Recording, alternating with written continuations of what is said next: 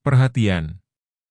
Konten ini mengandung konsep esensi ilahiyah yang membutuhkan aspek pemahaman mendalam, yang kemungkinan hanya dapat diakses dengan keterbukaan hati dan pikiran, untuk mencapai tingkat pencerahan dan kesadaran yang lebih tinggi.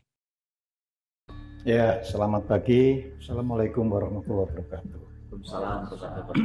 Jadi begini ya, kita ini sekarang kan merasa sudah sebagai manusia, itu baru merasa.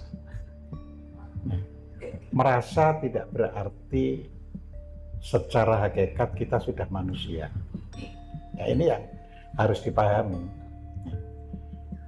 Buktinya apa? Buktinya itu sederhana. Manusia itu sendiri dalam bahasa Jawa, manusia. Ya. Jadi manusia itu dalam bahasa Jawa, ya. Kan orang Jawa itu kalau menyebut dalam bahasa Jawa itu kan manungso, ya. Karena ketika menjadi bahasa Indonesia itu diambil bahasa Jawa yang lebih kuno. Jadi kalau bahasa Jawa yang lebih kuno itu manusa. Jadi artinya sekarang bahasa Indonesia tinggal nambahi i saja, ya, manusia, ya. Nah, orang Jawa biasa ada nanti sisipan sehingga manusa menjadi manungso, seperti itu, ya. Man itu bahasa Jawa, ya, manah itu artinya pikiran, ya. Jadi main. Jadi sebenarnya kita ini bangsa yang tua, sehingga orang Barat pun menyebutnya menjadi mind, ya. Jadi body, mind, and soul, ya. Nah, artinya kalau mindnya ini tidak bisa bekerja dengan baik, maka kata sa sebagai kata sifat belum nempel sebenarnya, jadi di situ, ya. Nah, dalam perkembangannya itu manusia itu orang Jawa terus ditambahi Nah, ini lebih dikaritobosokan menjadi manunggal ing rasa. Jadi kalau sudah pikirannya itu berjalan, ya, maka di antara sesama manusia itu tidak pernah konflik lagi.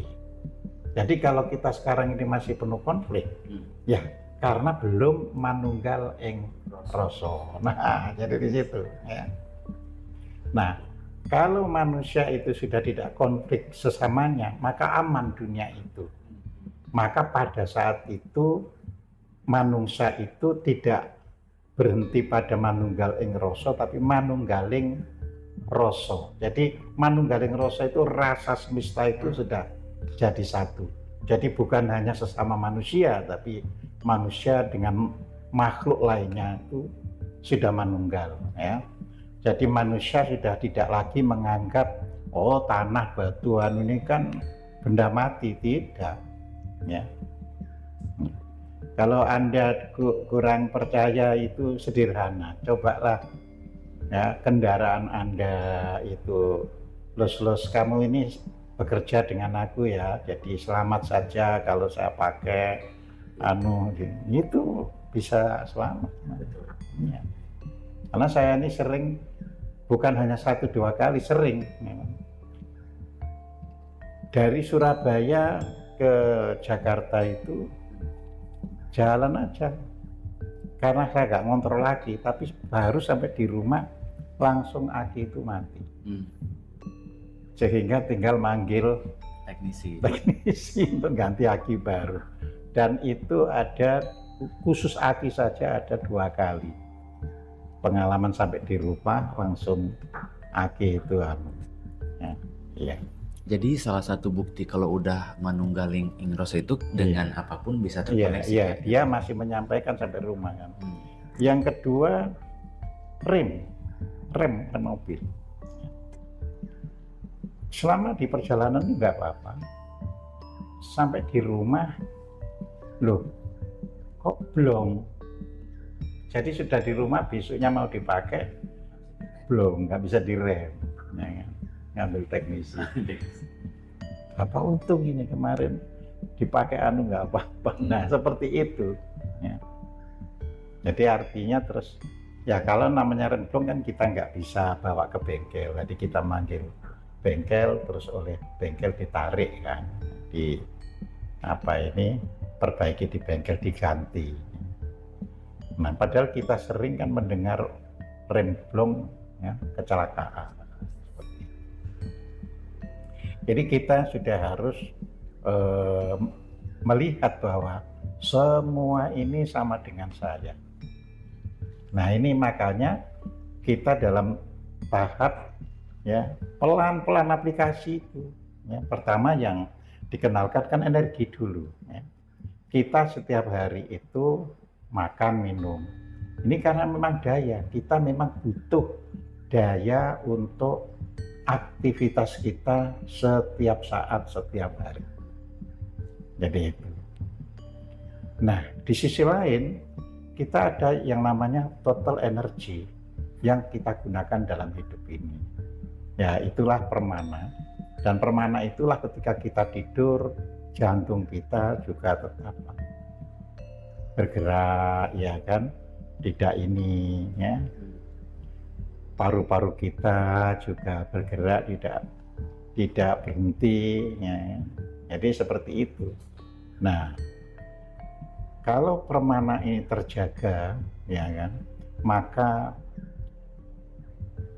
paling tidak di dalam tubuh ini kita ada di dalam fase usia biologis. Jadi bukan usia kronologis. Usia seseorang sejak dilahirkan hingga hari ini itu kronologis. Ya. Tetapi tampilan seseorang itu usia biologis. Ya, jadi seperti itu. Ya, saya sekarang ini umur 72. Nah, ini usia biologis. Karena mengapa saya memandang kalau reuni teman-teman saya tua-tua gitu. Tapi saya menyadari memang usia kronologis umumnya menimpa orang. Nah, kita harus bisa menjaga usia biologis itu, ya. Usia biologis tidak berarti ya kan umur kita itu bisa 1000 tahunan, tidak, karena umur itu jatah. Tapi kan lebih enak kita itu terus tampak sehat, jadi nanti pada waktunya dipanggil itu kita tidak merasa apa-apa. Nah, orang itu kan kalau kepikiran, sedihan, ya meninggal itu takut. Takut itu pertanda energi permananya kurang. Jadi kalau energi permana kita penuh, ya nggak ada rasa takut. Tidak ada rasa takut tidak berarti, ya. Nah, kalau gitu harimau kita datangi, tidak. Ya. Tapi kita sadar harimau itu berbahaya. Jadi rasa takut tidak ada, tapi kita sadar harimau itu berbahaya. Jadi seperti itu. Nah ini pentingnya kita terus-menerus ya bisa mendepositokan permana. Makanya lewat ini ajaran ini saya tidak sistem potong-potong kulit atau diambil, tidak. Jadi kalau Anda nggak ngikuti rutin aja nanti ada yang ada yang miss. Ya, jadi di situ, ya kan. Karena kehidupan itu kontinu. Nah, makanya sekarang ini baru jadi manusia. Mengapa? Karena ajaran tentang ego sudah kita berikan dulu. Jadi setiap hari kita itu yang tampil itu ego kita. Setiap hari. Ego itu sendiri dalam bahasa psikologi sebenarnya yang dimaksud adalah alter ego. Ego itu aku, ya, aku, ya. Tetapi aku yang mengaku. Nah, itu jadi ego. Nah, jadi aku yang mengaku. Ya. Aku ini presiden. Ya, kan? Jadi ego. Ya. Padahal terhadap orang nggak ada urusannya aku presiden atau aku jenderal. Tapi manusia itu umumnya begitu. Aku ini presiden, aku ini jenderal. Aku ini sudah ketemu guru mursyid, banyak sekali. Ya. Ya, orang-orang yang belajar tarekat itu ya, sering begitu. Aku kan sudah ketemu guru mursyid. Jadi non saya sering gudo jadinya gitu. Ketemu guru mursyid itu kayak opo. Terus pesan guru mursyid kepada kami itu apa? Mau jadi apa? Oh enggak ya ke situ, nah, berarti durung itu omon-omon, artinya itu. Orang yang sudah ketemu guru mursyid itu enggak bisa bicara pada orang lain. Ia hanya bisa mengamalkan dirinya. Jadi kalau masih bilang itu belum itu, ya itu baru refleksi-refleksi pikiran kita. Ya. Nah, refleksi pikiran itu ada yang muncul di kala tidur namanya mimpi, ada yang muncul di kala jaga namanya pengakuan tadi atas egonya tadi. Jadi di situ. Jadi orang yang sudah ketemu guru mursyidnya tidak pernah membicarakan dirinya ketemu guru mursyidnya. Dia justru selalu mengamalkan apa yang dipesankan oleh guru mursyid kepada dirinya. Nah, jadi di situ. Nah, padahal kita tahu kan banyak sekali. Nah, makanya nanti kalau apa itu Anda ketemu, ya jangan langsung diklaim guru mursyid, tapi boleh ditanyakan kepada orang lain. Jadi di situ, ya saya pernah ditanya oleh orang ini kedudukannya di kalangan bangsawan, ya. Beliau tapi sekarang sudah almarhum tahun lalu, tahun 24. Beliau itu dari secara terah itu adalah root dari keturunan Pangeran Sambernyowo, berarti Sinuwun Mangkunegara pertama. Dia biasa untuk ke makamnya. Dia biasa terus ada yang ngajak bicara, ada yang memberi wangsit, gitu. Nah, suatu hari mulai berpesan, jadi dia takut. Biasanya nggak sampai pesan-pesan gitu, pada kali itu berpesan. Akhirnya dia ngobrol sama saya, Pak, saya takut. Biasanya itu ngobrol biasa, ya le sing temen, sing ini, sing itu, biasanya gitu. Tapi suatu hari, lah aku ini kan sudah sering ketemu kamu, apa yang kamu berikan? Nah, mulai takut dia kan.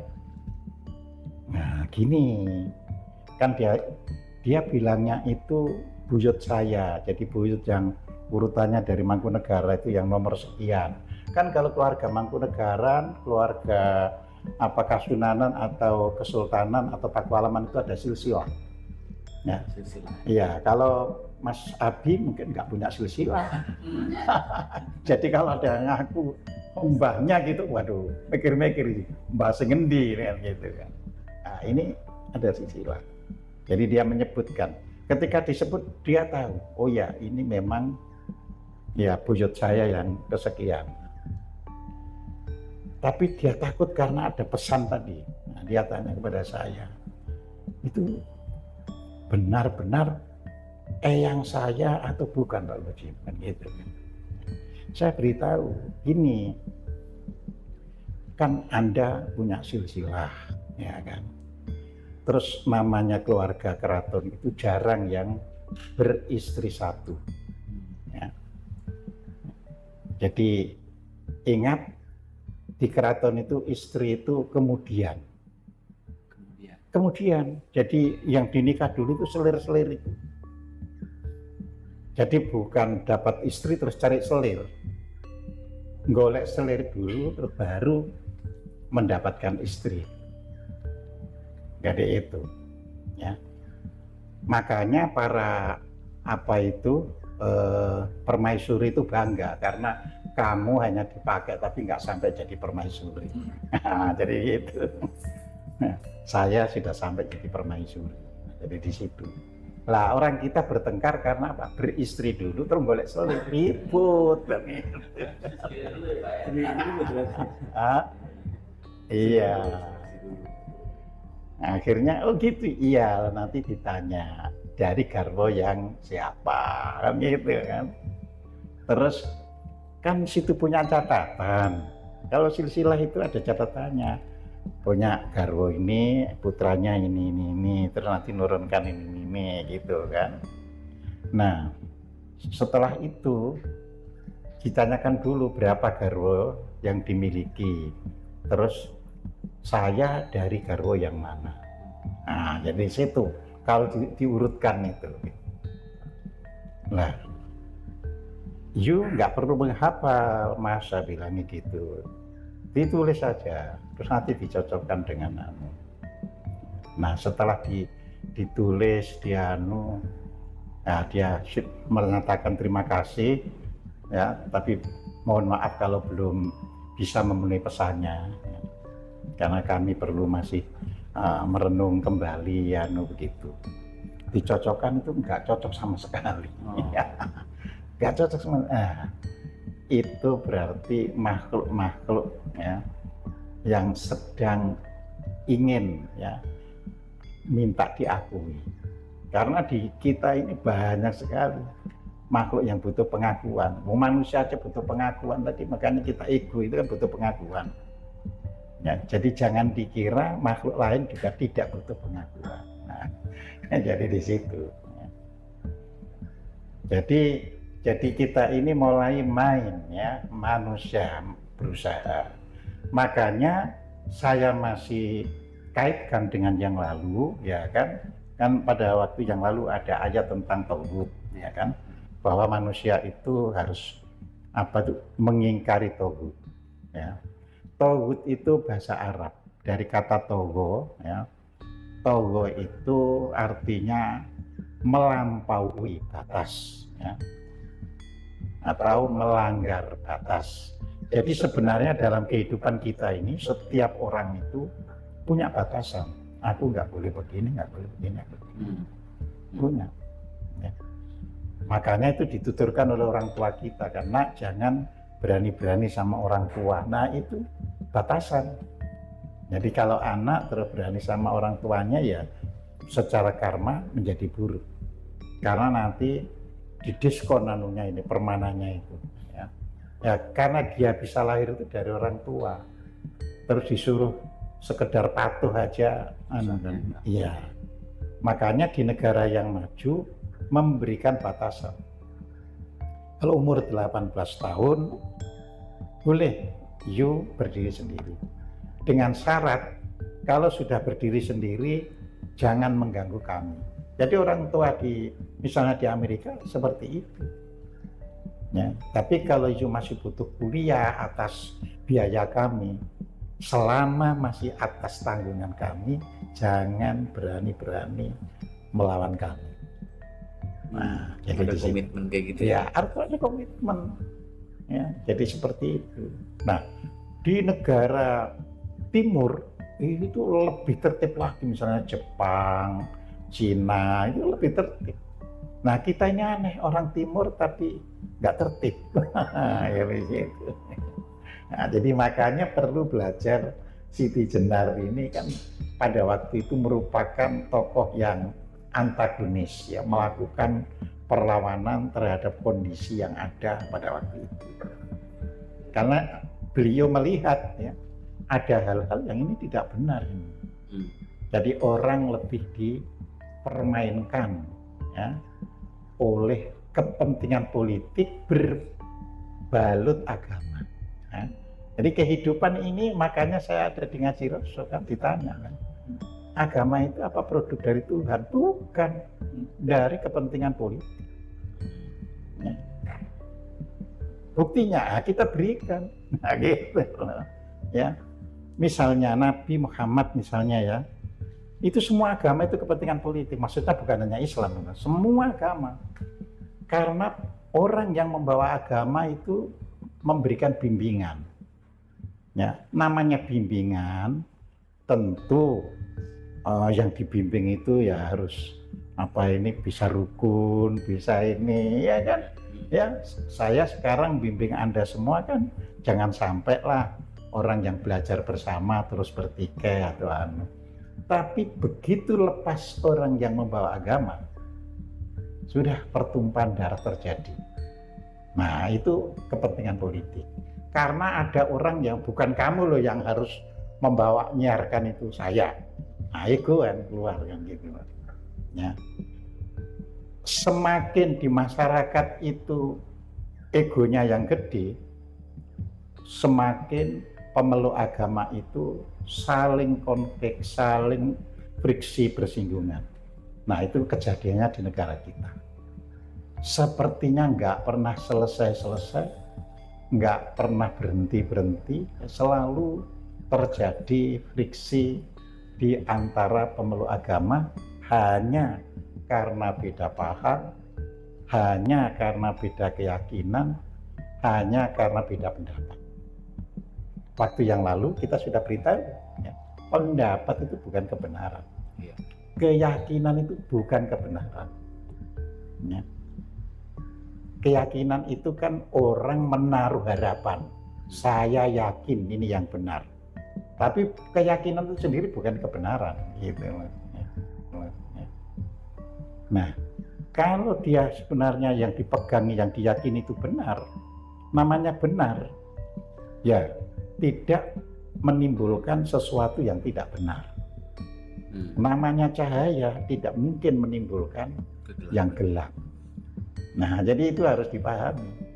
Jadi kalau ada cahaya, loh, kok sana cahayanya jadi hitam, padahal ini terang benar, kan juga aneh gitu loh ya. Nah, jadi di situ. Kalau jadi hitam berarti ada penghalang.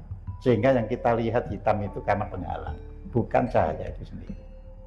Nah, itu yang terjadi di kita, ya.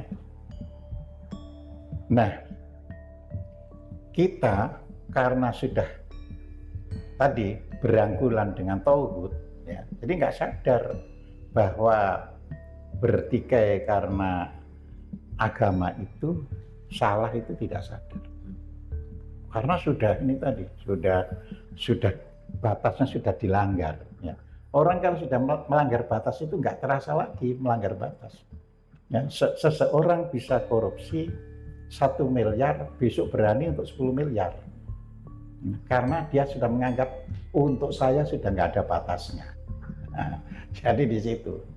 Jadi negara kita mengapa penuh korupsi, ya dikarenakan banyak sekali tokohnya yang melanggar batas. Jadi di situ. Nah, makanya di sini ya hidup beragama sebenarnya. Nah, gitu kan. Jadi hidup beragama sebenarnya itu mengingkari tauhid, mengingkari ya hal-hal yang membawa kita harus melanggar batas, harus melampaui batas. Jadi kita ingkari. Ya. Lalu supaya pengingkaran kita kepada apa itu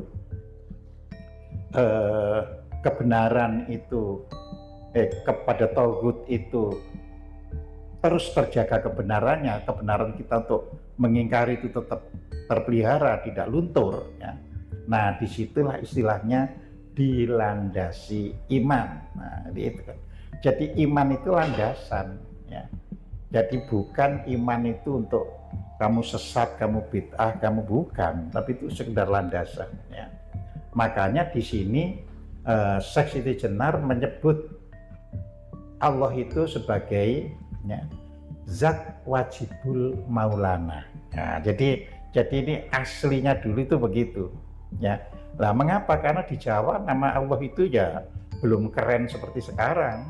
Ya, kalau kita membaca Serat Centini yang ditulis tahun 1814 ya, Serat Centini itu nama Allah itu sedikit sekali ya, dari 12 jilid yang ya katanya itu sudah jutaan, itu hanya 1, 2, 3 saja yang disebut Allah. Artinya sampai abad 19 sebenarnya Allah itu ya belum termasyarakatkan. Ya. Saya sampai dengan tahun 70 oleh orang-orang tua ya tidak pernah mendengar seperti sekarang, misalnya nyebut Allah itu Allah jadi pakai double L. Ya. Tidak, ya Gusti Allah. Nah, berarti perubahan itu begitu cepat. Nah, eling Gusti Allah artinya ingatlah kamu kepada Allah. Jadi nggak ada terus orang ngoreksi itu salah, itu manggil Gusti Allah itu nggak pernah ada. Ya memang masyarakat dapat dikatakan seluruh Indonesia seperti itu. Ya, Baru nanti setelah tahun 70-an mulai ada gerakan-gerakan Islam yang ucapkan kata Allah dengan benar karena itu Tuhanmu. Nah, jadi mulai, nah itu gerakan sosial, dogma, ya, itu politik, ya. Padahal sebenarnya disebut Gusti Allah atau Allah ya sebenarnya tidak ada masalah. Ya, nah, politik itu akhirnya bisa meniadakan kebenaran yang seharusnya kita jalani setiap hari karena kepentingan politik. Jadi di situ. Ya. Nah, jadi hidup beragama itu mengingkari segala sesuatu yang melampaui batas dan juga hidup berlebih-lebihan. Maksudnya mengingkari juga hidup berlebih-lebihan. Jadi hidup itu yang normatif aja. Ya, jadi di situ. Nah, mengapa Siti Jenar menyebut zat wajibul maulana? Ya karena Allah itu kan secara keberadaan itu ya zat-zat itu sesuatu yang kita tidak pernah tahu. Nah, jadi inilah nanti masuk keyakinan kan. Wajibul maulana ya ia yang wajib. Ya. Maulana apa? Melindungi. Jadi ia melindungi apa itu hamba-hambanya. Nah, kata melindungi hamba-hambanya itu ternyata juga tertulis di Sutasoma ya. Jadi saya bisa tampilkan sejenak ya di Sutasoma ya. Jadi kita tampilkan sejenak.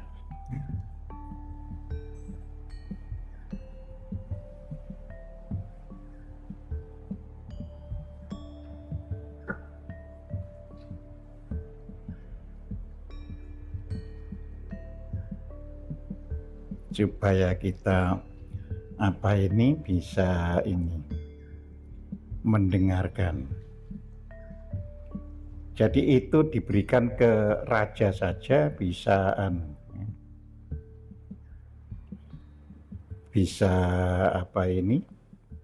dipatuhi ya. Jadi di situ.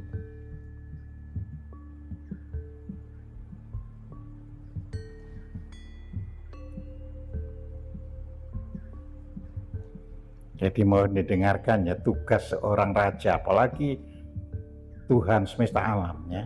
Adalah Butan Tular, Rakawi Istana Majapahit pada abad 14 Masehi yang meringkas tugas dan urutan prioritas seorang raja dalam Kakawin Sutasoma. Apa saja ya? Pertama, raja bertugas meningkatkan kemakmuran rakyat. Kedua, raja Jagatkarana atau kemakmuran rakyat, melindungi rakyatnya. Melindungi Ketiga, rakyatnya. Raja Nugraha atau memberi anugerah untuk menghargai Ya, rakyatnya. menghargai Dan rakyatnya. terakhir baru Sri Ratnadika atau menikmati aneka privilege yang penuh kenikmatan. Jadi raja boleh menikmati sesuatu setelah tiga hal itu dilakukan. Ya. Jadi kalau rakyat sudah sejahtera, merasa aman dalam Jagatkarana dan dihargai dalam Raja Nugraha, baru deh raja menikmati privilege atau Nah. Sri Ratnadika. Ora sawali Ora sawali ya. Jadi ini ajaran yang ada pada leluhur kita. Jadi raja itu pertama harus memakmurkan rakyatnya. Kedua harus melindungi rakyatnya. Jadi bukan rakyat yang mana. Nah, itu apa-apa namanya gitu loh. Iya. Ya, sekarang kan kita biasa rakyat itu mana? Loh. Lah itu terpilih itu kan karena rakyat ya, jangan rakyat yang mana lagi. Gitu kan. Ya. Jadi satu memakmurkan, dua melindungi, tiga apa? Memberi penghargaan kepada rakyatnya yang punya prestasi. Ya. Baru katanya raja boleh menikmati privilege. Nah, jadi di situ. Kalau yang tiga ini belum bisa, nggak bisa raja menikmati itu. Itulah yang membuat mereka berjaya dan itu ditiru di luar negeri. Ya. Jadi ditiru di luar negeri. Jadi makanya kayak Perdana Menteri Kanselir Jerman itu ya jalan kaki biasa, tidak butuh pengawalan kalau lagi mau belanja, ya kan. Nah, kalau dilihat ya besar mana tanggung jawabnya Presiden Indonesia sama Kanselir Jerman? Ya, Kanselir Jerman karena dia ngurusi sak donya. Ya, kita hanya ngurusi sak klubek 270 juta saja sudah kan gitu. Nah, ini kesadaran. Nah, saya kadang-kadang heran. Mengapa kita punya ajaran tapi tidak terlaksana? Nah, kita terus bisa refleksi. Karena dulu penjajah itu kan membawa buku-buku kita, ya. Jadi buku yang dari Keraton Solo saja itu 5 kapal. 5 kapal. Yang banyak yang ditinggal itu sudah KW. Ya. Itu dibawa ke Leiden, ke Oxford, sama ke Ferrara Italia. Ya.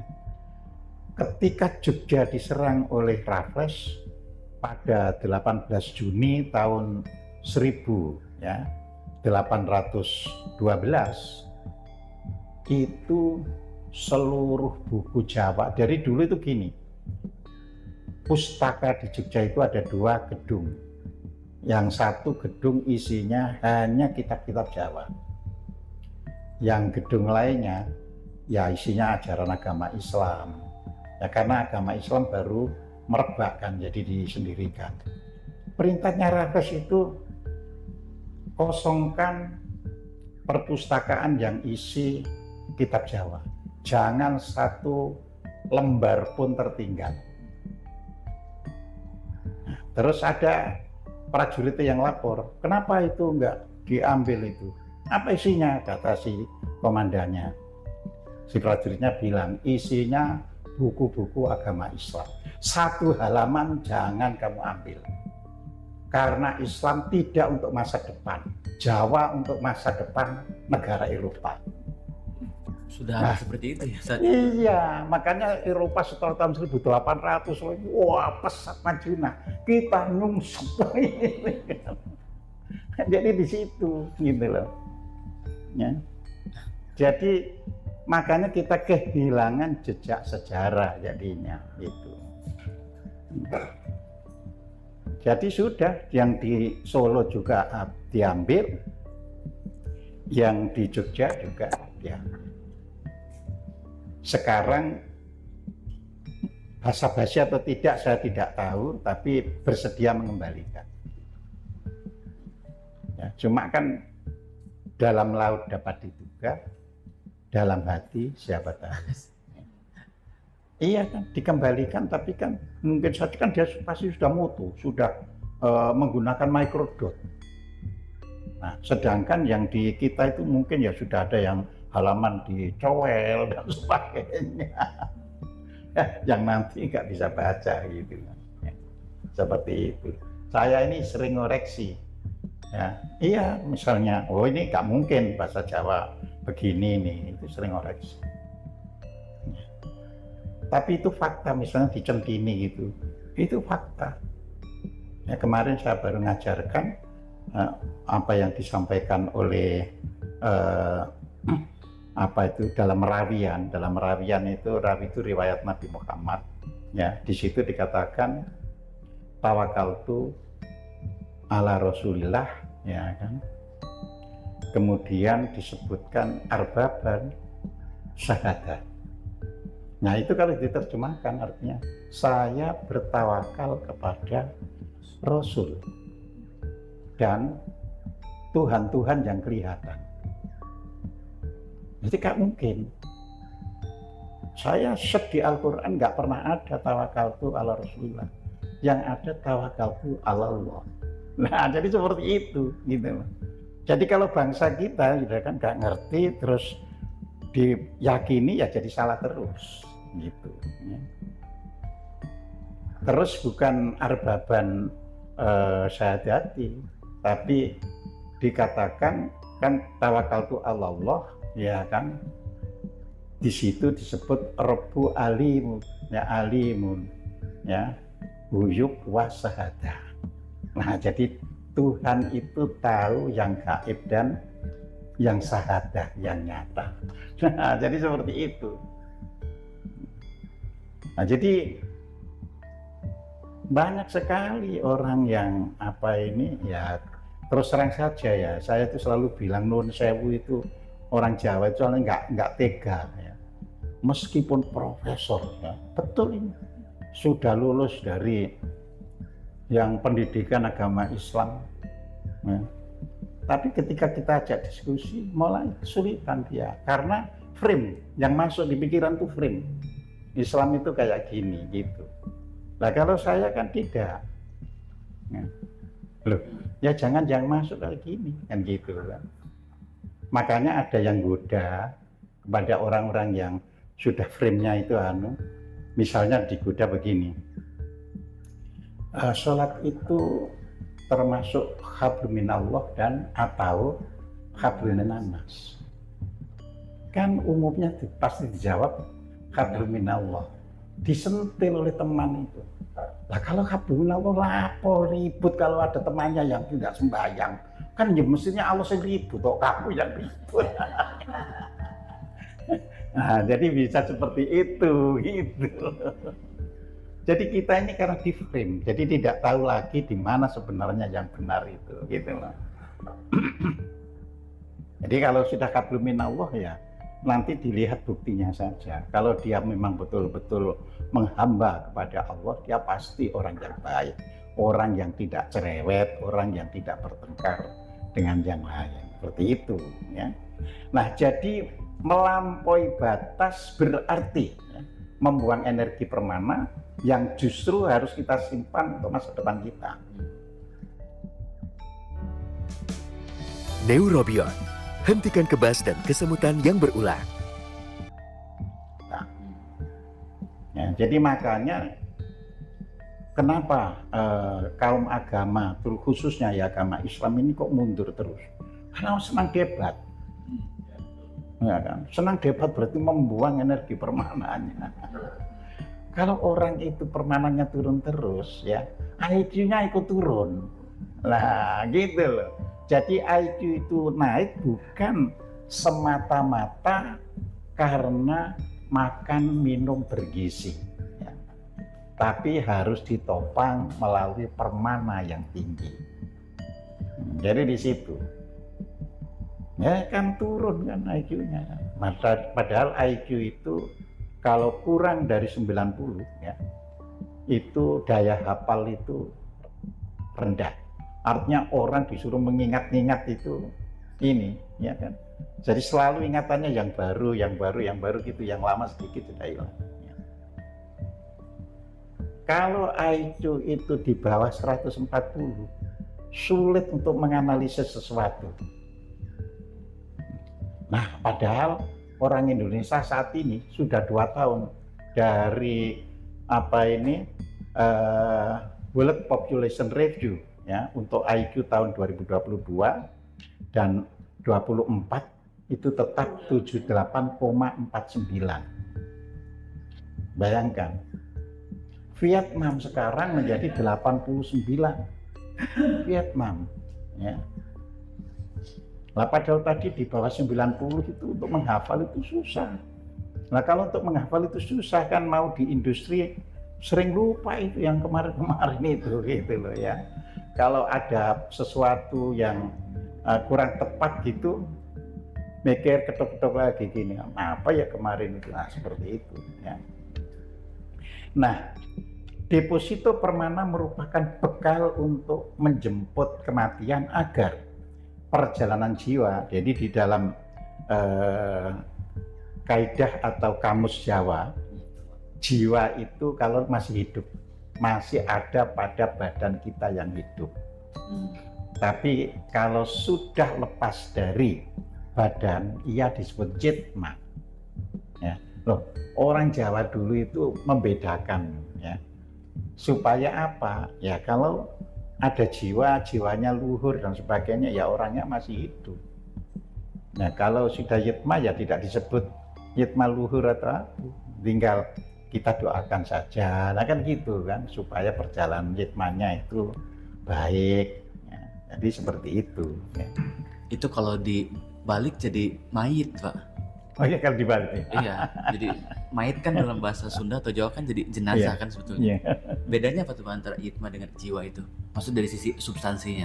Enggak, jiwa itu kan karena dia sudah tidak punya baju lagi. Ah, Ya seperti anak telanjang. iya. Iya, tentu ada beda kan. Begitu sampean ada bajunya, bisa pamer dan sebagainya. Bisa pura-pura juga ya. Nah, bisa pura-pura juga. Tapi kalau telanjang kan nggak bisa. Nah, jadi seperti itu ya. Ya, Anda nggak bisa nutupi apa yang kurang. Tapi kalau jiwa orang masih bisa. Makanya di Al-Quran dikatakan, ya ayatuhan nafsul mutmainnah irji'i ila rabbiki radiyatan mardiyah wadkhuli fi ibadi wadkhuli jannati. Jadi di situ wahai orang yang jiwanya sudah mutmainnah. Jadi yang dipanggil itu orang hidup. Ya, yang dipanggil Tuhan itu orang sering kan, nanti kalau sudah meninggal kan dipanggil Tuhan. Sopo itu ngarang dewi itu. Oh mati ke kuburannya perlu digotong kok dipanggil. Dia nggak bisa. Ya. Ya, orang sudah meninggal itu sampai dimakamkan itu perlu semua orang yang hidup untuk bisa menguburkan atau membakarnya. Jadi di situ, karena dia sudah tidak punya perangkat untuk melaksanakan apa yang ada di dalam pikirannya. Nah makanya orang Jawa menyebut jitma, ya dia ya sudah tergantung yang hidup mendoakan dan sebagainya. Supaya nanti kalau lahir lagi, ya dia kan jiwanya sudah diperbaiki. Nah jadi di situ, karena kan tadi bawa ini kan, bawa pranawa sama permana. Ya. Jadi itu dipakai untuk lahir kan gitu. Dan dipakai di sana supaya tidak berada di kegelapan. Jadi di situ. Nah, makanya dengan apa itu menjemput kematian itu maksudnya apa? Ya maksudnya ketika lepas dari tubuh tidak ada hambatan maupun halangan. Antara agama kok beda-beda halangan. Nah itu karena persepsi. Yang penting setiap agama mengakui ada mulus, ada halangan. Nah kita harus berhenti di situ. Kita tidak perlu mempertanyakan halangannya kayak apa. Kan gitu kan. Sama dengan orang mimpi hanya boleh bermimpi, bercerita saja. Waduh, saya bermimpi semalam diajak pergi ke suatu pesta nikmat sekali. Kan kita juga tidak bisa menanyakan nikmatnya kayak apa. Nah, begitu kan. Nah, kita paling mendoakan semoga mimpimu jadi kenyataan. Kan gitu kan. Lah orang yang suka meramal, diajak pesta, jangan-jangan akan celaka. Wah, ketakutan itu. Padahal mimpinya tadi sudah enak-enak, oleh temannya dikatakan begitu kan, ketakutan kan gitu kan. Ya. Nah, nanti kita itu juga bahas mimpi itu kita nyikapi gimana dan sebagainya. Makanya tadi harus, karena itu berhubungan dengan permana semuanya. Ya, jadi kita belajar selama ini kan baca gini selesai, enggak, justru ini bertahap ya, supaya kita sudah punya bekal menyikapi dari di situ. Jadi keimanan kepada Allah diwujudkan. Nah, diwujudkan dalam bentuk lahiriah. Jadi dalam bentuk lahiriah. Iya karena butuh, wa iya karena sahih. Ya. Jadi ayat ini bukan sekadar bacaan sholat. Ya, jadi di situ. Ya. Nah, bagi Syekh Siti Jenar mengerjakan ya kan ladang dan merawat tanaman di ladang dengan benar itu ibadah, itu termasuk iya karena budu. Karena budu itu beribadah. Jadi ketika kita sekarang datang ke sini, Anda untuk belajar itu sudah iya karena budu. Nah gitu. Karena Tuhan, misalnya ingat ya, kalau di Al-Quran itu begitu Nabi menerima wahyu disuruh iqra. Ya kan? Berarti kalau kita mau iqra itu beribadah. Jadi Anda semua saat ini kalau itu tulus karena ingin tahu, ma'budu, iya karena budu. Ya. Ya Tuhan, semua yang kau anugerahkan kepada diriku saat ini aku pakai untuk belajar, supaya pinter, supaya tahu, supaya bisa mengamalkan. Jadi di situ. Ya. Nah, jadi bila mengerjakan sesuatu, ya, didasari ya, oleh zikirnya kepada Tuhan dan bukan oleh ikut-ikutan. Jadi didasari ya, bukan ikut-ikutan, bukan oleh karena paksaan orang lain atau terdorong untuk mengejar keuntungan dunia. Nah, maka inilah yang disebut ibadah kepada Allah. Jadi apa saja sehari-hari Anda, ya kan, pokoknya ya bukan karena ikut-ikutan, bukan karena ustadzku begini, bukan karena itu. Memang itu tulus lahir dari badan kita sendiri, dari diri kita sendiri. Ya. Nah, itu beribadah. Nah, jadi di situ. Ya. Jadi kita beribadah itu banyak sekali. Makanya jangan heran di dalam surat Al-An'am ayat 162 ya disebutkan, Qul inna sholati wa nusuki wa mahyaya wa mamati lillahi rabbil alamin. Apa terjemahannya? Terjemahannya nanti kalau ditanya bingung lagi. Sesungguhnya sholatku, ibadahku, ya kan, hidupku, matiku hanya untuk Tuhan semesta alam. Loh, kalau begitu sholat itu bukan ibadah dong. Mulai ya apa ini? Sholatku, ibadahku ada dua di situ. Iya, di situ ada sholatku, ada ibadahku. Ya memang bukan ibadah. Sholat itulah yang melandasi ibadah. Jadi di situ. Gimana maksudnya? Sholat yang landasi ibadah? Iya, sholat itu yang menjadi landasan untuk ibadah. Jadi di situ. Makanya dia tidak disebut ibadah. Sama dengan sholat itu. Suruh niatkan. Niat tidak termasuk rukunnya sholat. Tapi kalau tidak ada niat, gugur sholatnya itu, gitu loh. Ya berarti pura-pura kan kalau nggak ada niat, gitu loh. Jadi di situ. Nah, tapi kan banyak orang sampai hari ini ya mungkin 99,995% gitu kan. Ya tidak diajari secara ya apa sih sebenarnya, kenapa ini dipisah. Ya, itu sama seperti hidup dan mati ya. Karena hidup itu ya bukan mati, mati itu bukan hidup, gitu loh. Ya, sholat itu bukan ibadah, ibadah itu bukan sholat. Ya, tapi hidup dan mati itu satu rangkaian, karena kita nggak bisa menghindar dari hidup dan mati. Sholat dan ibadah satu rangkaian, karena tidak ada nanti namanya ibadah kalau tidak ada landasan sholatnya. Lah yang menjadi persoalan, sholatnya dirupakan dengan gerak-gerak yang tidak ada hubungannya dengan ibadahnya. Itu yang menjadi masalah, gitu. Jadinya. Lah iya kan, karena nggak tahu dirinya kan. Mungkin karena menjadi landasan maka sholatnya harus dibenerin gitu ya. Jadi sholatnya dimaknai sebagai keterhubungan dengan Tuhan. Iya sebenarnya gitu. Jadi ibadah kali gitu. Betul, supaya akhirnya bisa menjiwai ibadahnya, ya kan. Kalau dilihat di Al-Quran, sholat kan punya tujuan. Ya kan, aqimus sholah, inna sholata tanha 'anil fahsya wal munkar. Jadi kalau orang itu sholat, itu mencegah perbuatan keji dan mungkar. Artinya ketika beribadah, dia tidak mau curang, gitu loh maksudnya. Ya, kan tidak boleh keji dan mungkar, dia tidak boleh curang, tidak boleh karena demi keuntungan menganiaya orang. Jadi seperti itu. Nah itu menjadi sholatnya sebagai landasan. Ya, nah di surat Toha ayat 14 ya, apa itu di situ dikatakan wa aqimus sholah li dzikri, untuk ingat aku. Nah ketika ditanya aku niku sing endi, nah mulai bingung kabeh. Gusti Allah lho, opo? Enggak ada Allah. Enggak, ngomong Allahnya aja Anda nggak tahu. Ya aku itu ini tadi kita sudah menghilangkan ego kita. Jadi kalau kita itu egonya sudah kita sisihkan, kita jadi manusia.